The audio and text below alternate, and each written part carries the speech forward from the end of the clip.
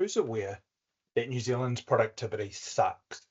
It's sucked for a long time, since the 1970s, and it's not getting any better. Don't get me wrong, businesses are getting it right, but they're the minority, and you are possibly part of that minority if you're thinking about this topic and how to innovate. I want to create a turning point for New Zealand on this subject. My guesstimate is 100,000 businesses need to begin taking action, and I'm hoping many of you can help support this. I'm David Alterner. I've worked in the technology industry for a while, from doing data cabling and programming PABXs in the 90s to head of growth and partnerships at smartspace.ai, an NZ startup in the generative AI space. I've worked for national and global brands in roles like high-level tech support, project management, pre-sales, sales, and enterprise account management. Now I'm in go-to-market. Over the years, I've consistently seen issues with business leaders unable to get projects over the line, even though they make sense. They'll improve efficiency and effectiveness of operations, and in many cases, produce more revenue and profit. That underpins improved business performance. It's been a frustration for me and for colleagues I've worked with that has spanned clients, regions, and decades. This was a key reason for me taking a macro subject like productivity and researching it as a part of my MBA to produce something actionable for a business owner or leader. Off the back of that, I've started a podcast with a colleague and friend, Rob Bull, called The Better SMB, where we aim to support small and medium business owners to drive operational excellence and business improvement. I'm also a founding member of the Mahi Tahi collective and innovation ecosystem. What's so great about productivity? Our media and politicians have been talking about it for ages. Did you know our government has 9 targets spanning outcomes like improved national health measures, reduced offending and violent crime, less people using job seeker benefits, less people in emergency housing, increased student attendance and higher achievement rates, lower greenhouse gas emissions. A singular focus on productivity can impact all of these targets and more. If we're more productive, we pay more tax. Now, I'm pretty sure that could help with a lot of things, including the much needed infrastructure deficit we keep hearing about. Ultimately, improving productivity improves our future. My objective, by the end of this presentation, is for you to be thinking, what would happen if this was my focus inside our business for the next financial year? To solve this challenge, we need to be clear on what productivity is. When I researched it, I totally underestimated that it's a big topic, a macro term, usually used to talk about an economy or for national level comparisons. Really, the concept of productivity is simple, but it hasn't been easy for us to improve it here in New Zealand. But we're confused about its true meaning. Productivity doesn't get improved if you work from the office, home, or even hybrid. It's not really impacted by being able to drive faster. And no software product will single-handedly impact it either. It comes down to how good we are at taking our inputs and maximizing the outputs from them in our individual businesses and at an aggregate country level. At a business level, think of it like a yield metric. And it's a simple equation. Are you ready for some maths? Easy, right? Well, apparently it's not easy. Because where do we typically focus? Where do our business leaders and government been focused most recently? That's right, on the input side. But like any fraction, the bottom can be reduced only so much. We can only cut costs to a certain level, and they'll never make it to zero. The top metric of the equation is where we get a multiplying or scaling effect if we can increase it. And this is the area we need to focus most. So how bad is New Zealand's productivity? It's pretty bad. There are lots of different graphs you can look at. they all show the same thing, that we're falling behind our peers. Collectively, we're not doing well with this subject. We measure productivity using a metric called gross domestic product on either a per capita or per hour worked measure. GDP is useful at a government level for politicians, advisors, and economists, but not so great at a business level and impossible to impact for an individual business. Even though other nations' productivity is tapering off at the moment, we're certainly not looking like we're catching anyone soon. In fact, the only real way we've been able to increase GDP since the early 2000s has largely been driven by us working longer hours. So certainly not smarter, basically harder. Now, do you see the yellow line? Well, that yellow line is Slovakia.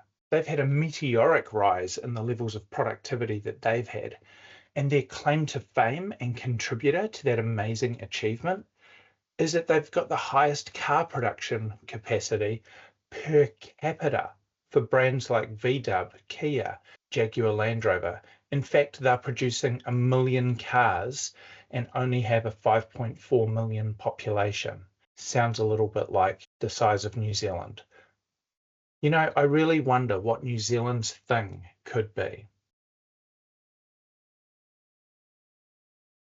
Have a think about this. Productivity is our biggest economic challenge. It's not one of the top 10 or 20. It's number one. Did you know that? So what are we doing about it? Whatever we've been doing, it clearly hasn't worked.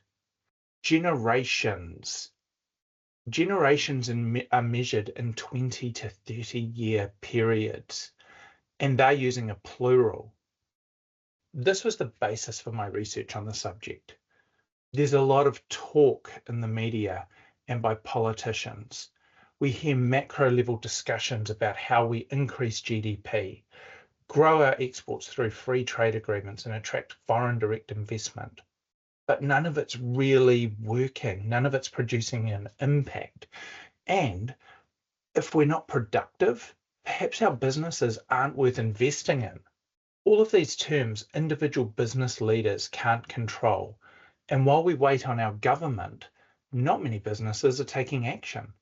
I wanted to offer a way New Zealand businesses and business leaders could take ownership of this metric and start taking action, individually if required, and support them to build businesses that are assets. The boiling frog, caged bird, or elephant and the rope are all great examples or analogies for our productivity situation. We've been tied to this problem for so long, it just feels normal. And generally speaking, we're living with it instead of happening to it. Culturally, we have some challenges too. How tall poppies are viewed, a general lack of ambition, people getting into business simply to own their jobs, and our desire to try and do it ourselves rather than hire an expert. We end up working harder, not smarter. We're not seeing progress, something that's continually reported on by the media and research organizations. And I believe we're collectively losing hope that we can turn this around. Hope, it's a powerful source of inspiration. We need to believe that change is possible and see tangible progress, no matter how small. I want to reframe our number one challenge as an opportunity. I'd like to get 100,000 businesses to begin taking action. So how do we do this? My starting point was to understand what enables or constrains this metric for the 163,000 businesses that employ between 1 and 100 team members, or 51% of all employed New Zealanders. And this is what my research was based on. What were my findings? There are 7 key themes, and leadership is the core enabler and most critical.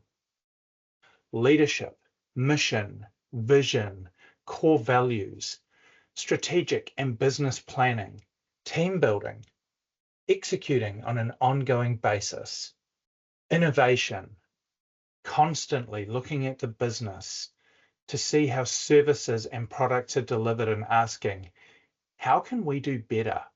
Collaboration, eliminating the DIY culture we have in New Zealand, engaging your team, partner organizations, and other third parties to explore and take action on better ways to operate your business. Access to capital. We all say it's hard to borrow money. I'd like to let you in on a little secret. Banks love to lend money, but they also want to get it back. So you need to be a good risk and be able to demonstrate that. Resource management. This is about how your business delivers products and services, gets paid, and optimally manages your resources to maximize the ROI from your business. Customer centricity. Another secret, revenue comes from customers. By building great relationships, continuing to do what they need, exceeding expectations, and delivering great outcomes, you create loyal customers who keep coming back and will send you referrals. The business environment, the thing we all can't control. Currency and interest rate fluctuations, government decisions, and the political environment.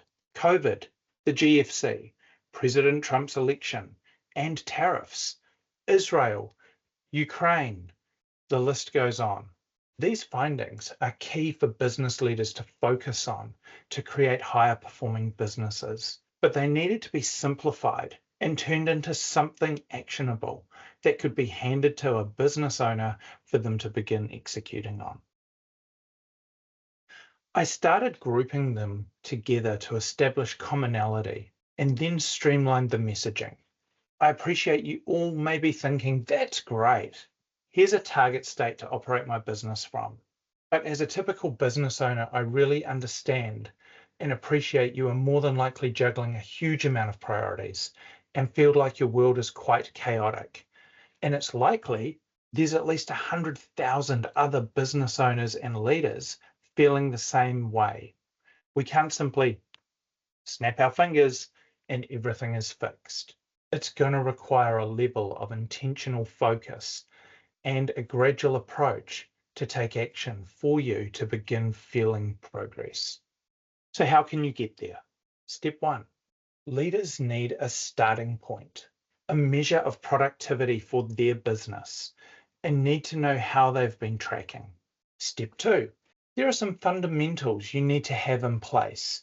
If some of those are missing, they need to be established. And lastly, building a culture that supports and encourages distributed leadership, focus, innovation, collaboration, and support underpinned by data. This is our first step on the road to a higher performing business. It's time for some more maths. Now we have some work for leadership. You need to identify and apply a GDP-like metric to the business and establish a key measure for productivity. This is a starting point. Don't get too tricky. When we look at GDP, it's on a per capita and per hour basis.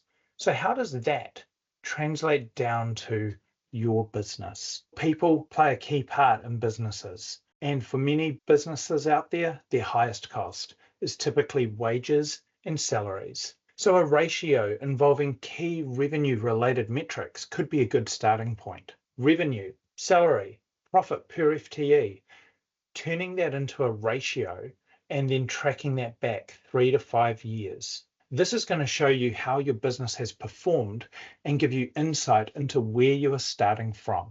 I'm going to provide an example for you of an NZX listed business. But before then, take some time and get your business's numbers.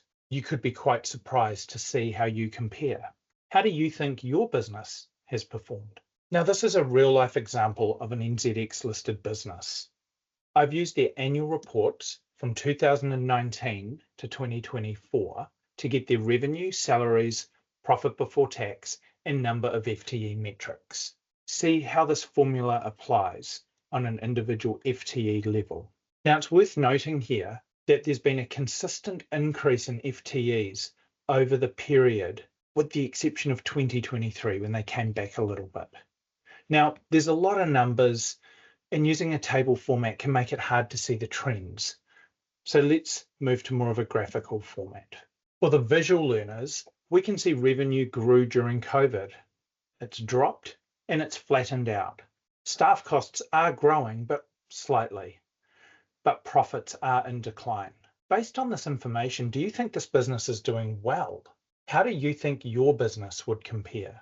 Now, you might be thinking, we're a non-profit, government or council, or another organization that isn't really focused on lifting profits. So while profit in its true sense may not be something that you typically focus on, the essence of it in your setting should be. Ideally, you're not losing money. After all, losses have to be funded from somewhere. Whatever you call profit is funding or contributing to your core purpose.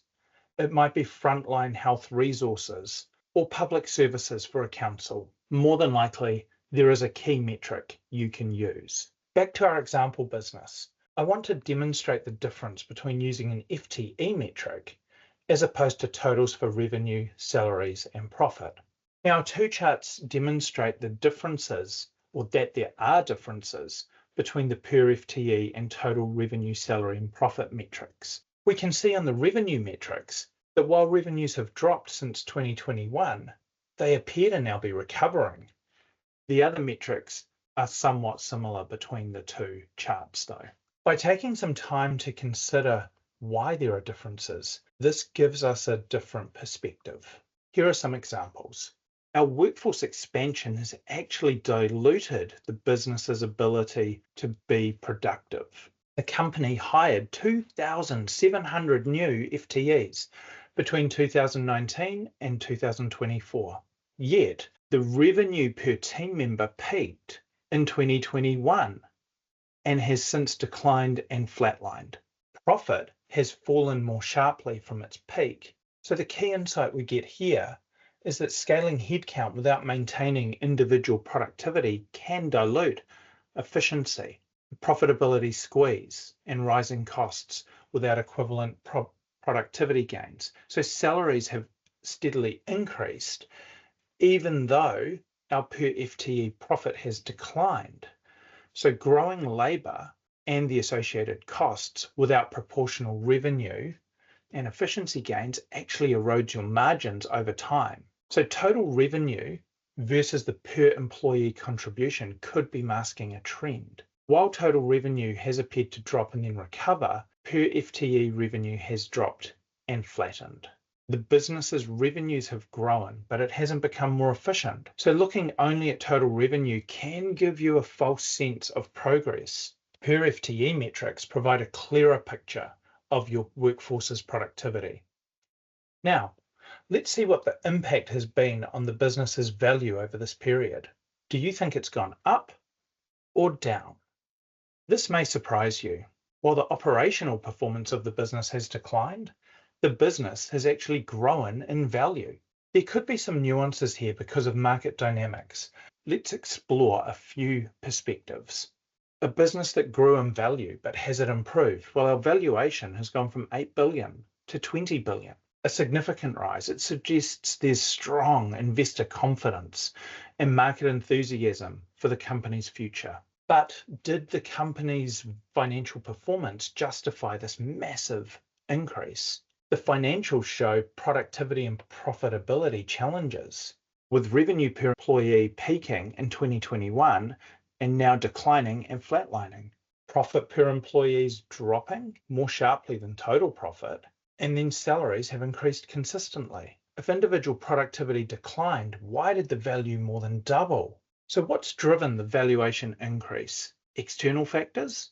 Maybe market trends and demand spikes may have fueled optimism. Investor sentiment may have focused on total revenue, market positioning, and future growth rather than operational efficiency. The key question, is this a case of market hype, or is there a fundamental business shift that justifies the valuation? This business is Fisher & Paykel Healthcare, a globally recognized company that's benefited from a surge in demand for their products during the pandemic. Investors focused on industry positioning and long-term growth rather than short-term financial trends may have driven the valuation for this company up. But with normalizing demand, now we're out of the COVID years, can this valuation be sustained, or will efficiency and profitability matter more?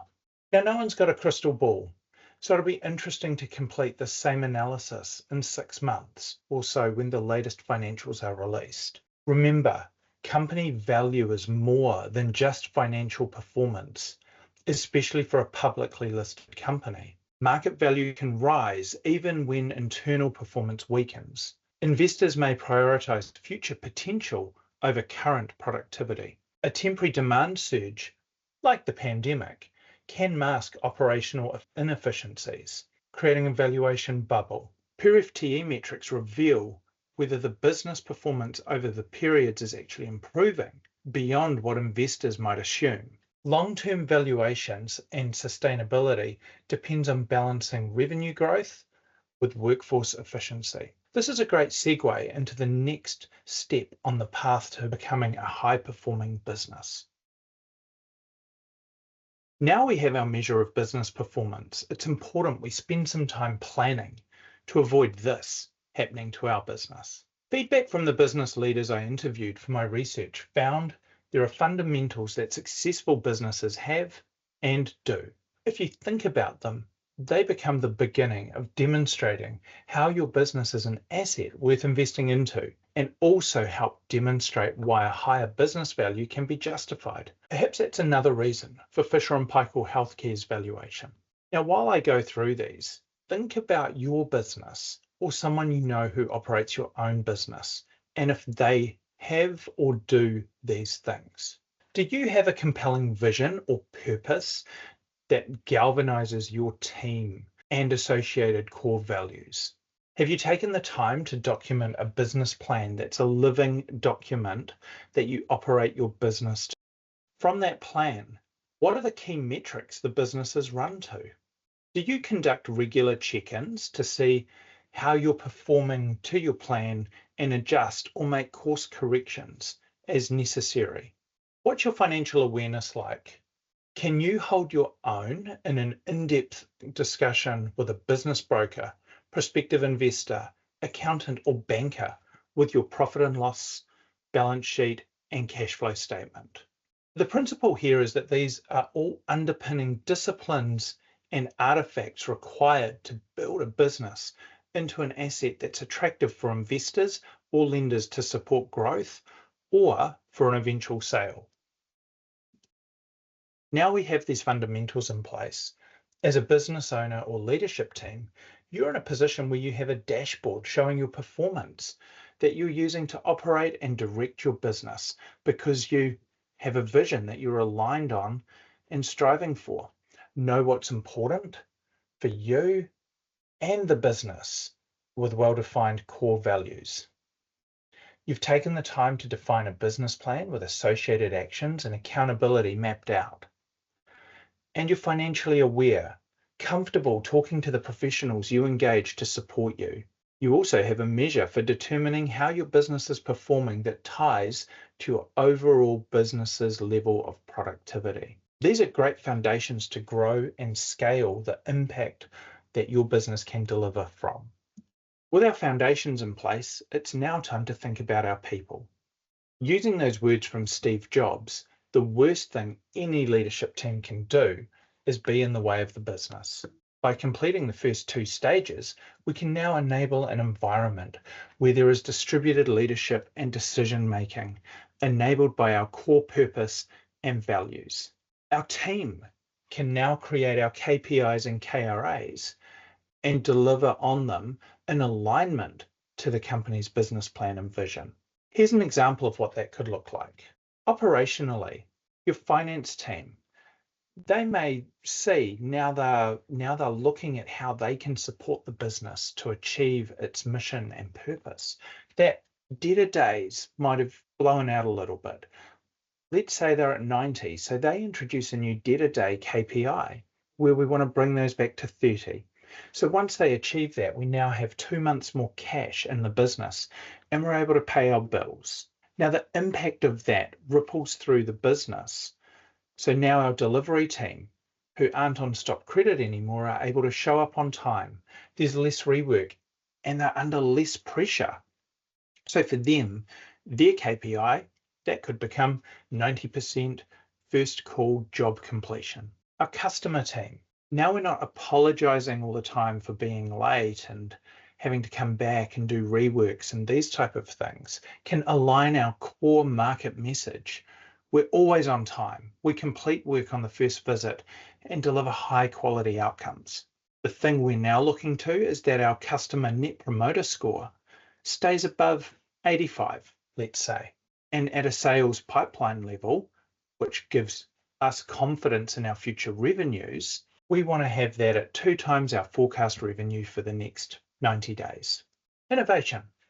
Well, because we're showing up on time, and we've got less rework, our team have more time to innovate and think about how to do things better. So we're going to allocate a budget to innovation and research and development and build an innovation pipeline. This could be as simple as having leadership and management begin asking, what do you need? Or what could we do differently to improve how we operate? And then taking action and delivering on some of your team's ideas. A KPI in time could be the percentage of revenue from innovations. But in the shorter term, the size of the innovation pipeline and budget may be your initial metrics. Enablement and support. This section is where the rubber hits the road from your innovation planning. And we're at war with New Zealand's DIY culture. Stop trying to shoehorn that free piece of software to half do something that takes 4 years to see a result. Engage a specialist, get it done, and start realizing the benefits and ROI immediately. In fact, work with your vendors and partners to support you in developing your business case. Projects delivered, value added, and value still to be added to the business may show up as metrics here. These have been a simple example for illustrative purposes. So now leadership are steering the ship of key metrics with their dashboard. Other parts of the business are responsible for managing how they are contributing. Each part of the business operates with appropriate levels of independence and oversight, provided there's alignment and achievement. Now we've created an environment where we support the business and our teams and individuals who are enabled to get on with their jobs, reducing bureaucracy, administrative and other unnecessary overheads. There is more work and thinking behind this. So this is a streamlined run through of my research findings, this framework, and the steps to applying it. What I've gone through has come together by researching the perspective of leaders in the B2B sector who have seen the good, bad, and ugly across their customer bases. Their knowledge led me to how the right disciplines and actions across businesses create the right types of organizational focus. If we can get that right, then injecting innovation supported by tech combined with execution, we can get ourselves on a great path to lifting organizational performance at an individual business level. By getting a groundswell of businesses moving in that direction, we can then begin to impact productivity at a national level and begin seeing the associated benefits. The stages and phases I've outlined are not complex, but do require intentionality. Your business's current state could span the stages I've outlined, but remember the important thing is to make sure you're continuing to progress. I'll give you a broader perspective. For every person who watches this presentation, there could be 1,000 businesses that aren't taking any action.